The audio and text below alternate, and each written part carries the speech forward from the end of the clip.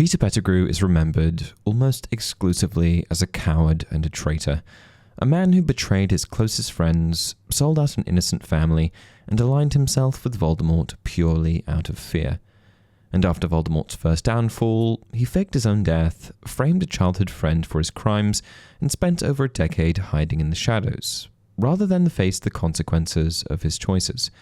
And yet, Peter Pettigrew was sorted into Gryffindor, the same house as Harry Potter, the same house as Dumbledore, the same house as some of the bravest witches and wizards in history.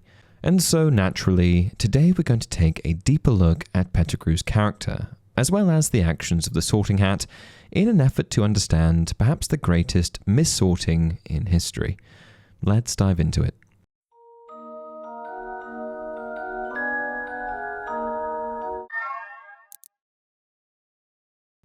Hey everyone, welcome to another installment of Harry Potter Theory.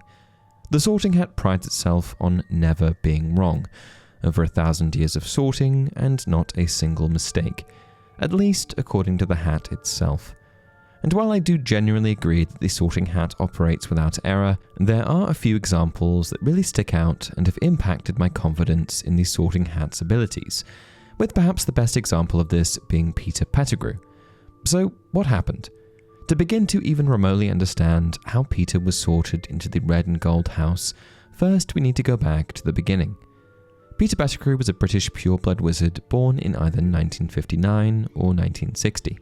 He began attending Hogwarts School of Witchcraft and Wizardry in 1971, the same year as James Potter, Sirius Black, and Remus Lupin. And interestingly, despite reasonably varying personalities, all four boys were sorted into Gryffindor, and eventually formed a group known as the Marauders. At Hogwarts, the Marauders were notorious for rule-breaking, mischief-making, and pushing boundaries. They were clever, bold, and even sometimes cruel, particularly towards their favourite victim, Severus Snape. But even among this group, Peter stood out, specifically for how completely he attached himself to the others. From the very beginning, Peter gravitated toward those stronger than himself.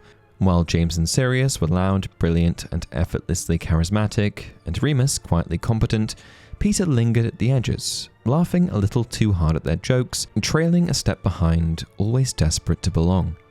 Basically, he was the odd one out, but he stayed, because being the odd one out with them was better than being not with them at all. He stayed because he feared what being the powerless outcast might look like. In The Prison of Azkaban, Sirius Black references these traits. But you, Peter, I'll never understand why I didn't see you with the spy from the start. You always liked big friends who'd look after you, didn't you? And so, from as early as his childhood, Peter showed the world around him that self-preservation, not loyalty, was his guiding instinct. Sirius's words summarize a pattern that had existed since Hogwarts. Peter didn't choose friends based on shared values or mutual respect. He chose them based on who could protect him. When James, Sirius, and Remus were the strongest people in the room, Peter attached himself to them, and when Voldemort rose to power, that same instinct reasserted itself. You never did anything for anyone unless you could see what was in it for you. Voldemort's been in hiding for 15 years, they say he's half dead. You weren't about to commit murder right under Albus Dumbledore's nose for a wreck of a wizard who lost all of his power, were you? You'd want to be quite sure he was the biggest bully in the playground before you went back to him, wouldn't you? Although the Marauders enjoyed their fair share of tomfoolery during their time at school, they did seem to mature considerably after leaving Hogwarts. Well, at least some of them did. Peter Pettigrew never quite grew up, and never truly became his own person. His personality didn't develop. It reflected whoever happened to be around him. And while he did join the Order of the Phoenix alongside the other Marauders after graduating, Peter harboured an ulterior motive. During the First Wizarding War, he became convinced that the good side would ultimately lose.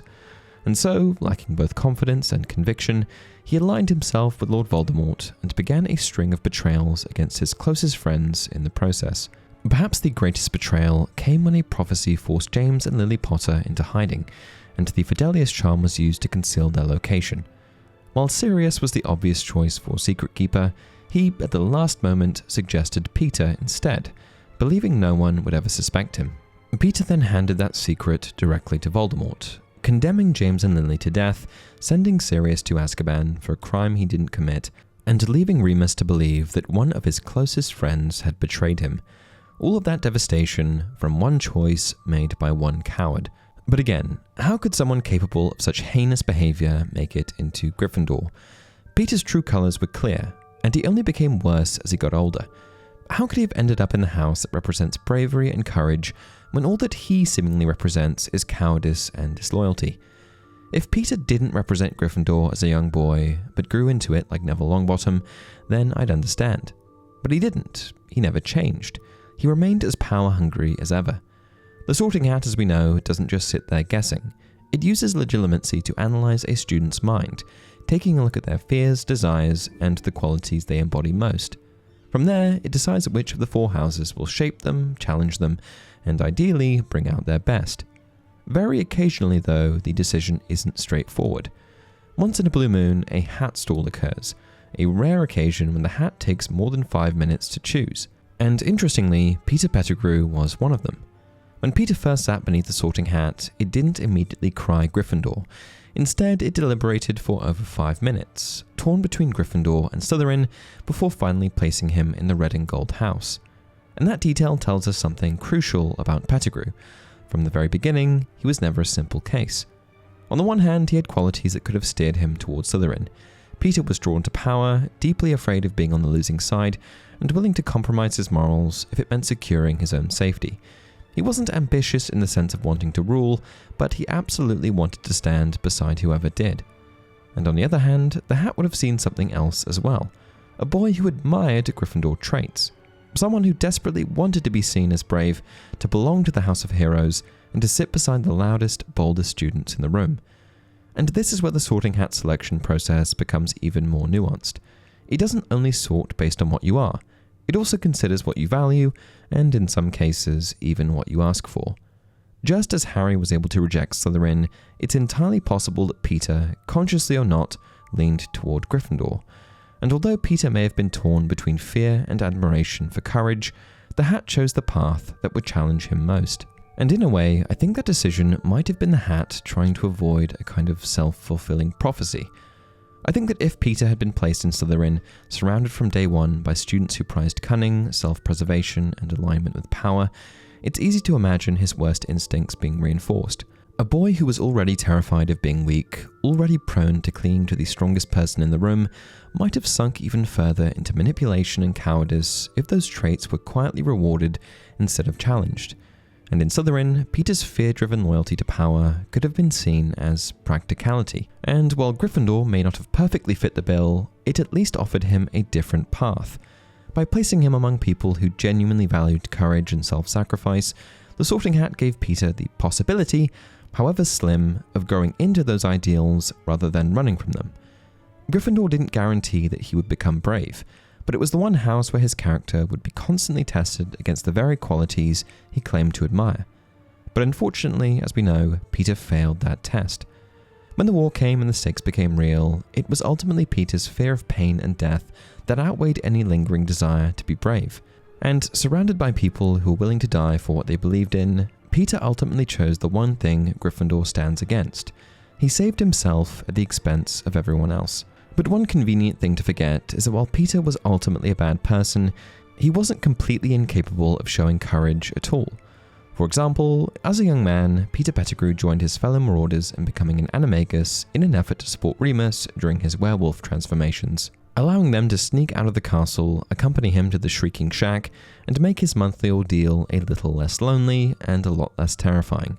And what we need to be aware of here is that the process of becoming an animagus is extremely dangerous, even for the most talented witches and wizards.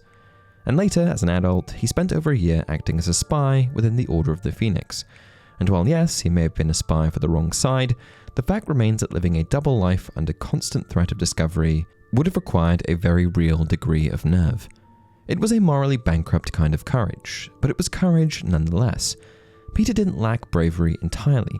His courage was simply pointed in the wrong direction. He was willing to do dangerous, terrifying things, but only in service of whoever he believed was most powerful, never in service of what was right. Bravery itself is just a tool, and like any tool, it can be used for something heroic or for something absolutely horrific. And this is where we start to circle back to Gryffindor. The house doesn't hand you a moral compass or guarantee you'll always be on the right side of history. What it suggests is that somewhere inside you there's a capacity for boldness, for action in the face of fear. In Peter's case, that capacity clearly existed.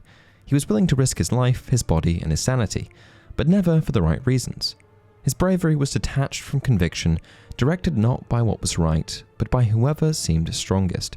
In the Deathly Hallows, Peter does show a glimpse of genuine courage when he confronts Harry at Malfoy Manor. Faced with the boy who once spared his life, Peter pauses, just long enough to remember the debt he owes. And that hesitation was ultimately his undoing, with the silver hand Voldemort gave him, enchanted to punish weakness, turning on its owner and killing him. It isn't a triumphant act of courage, and it doesn't absolve him of his crimes, but it is the first time Peter fails to act purely in self-interest. For once, self-preservation doesn't win. Peter, in many ways, is one of the most difficult characters in the series to rectify, because he breaks the neat, satisfying rules we want Hogwarts houses to have. We like to imagine that Gryffindor produces heroes, Slytherin produces villains, Ravenclaw produces geniuses, and Hufflepuff produces saints. But Peter is living proof that it isn't that simple. Gryffindor didn't make Peter the way he is, it revealed who he was when it actually mattered. In school, he could hide his flaws behind louder, braver friends, and as a spy, he could frame his nerve as survival. But again and again, when confronted with the choice between what was right and doing what was safe, Peter chose himself.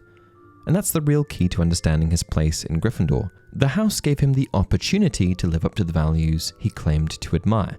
It didn't guarantee he would. So rather than viewing Peter as evidence that the sorting hat failed, it may be more accurate to see him as a kind of warning.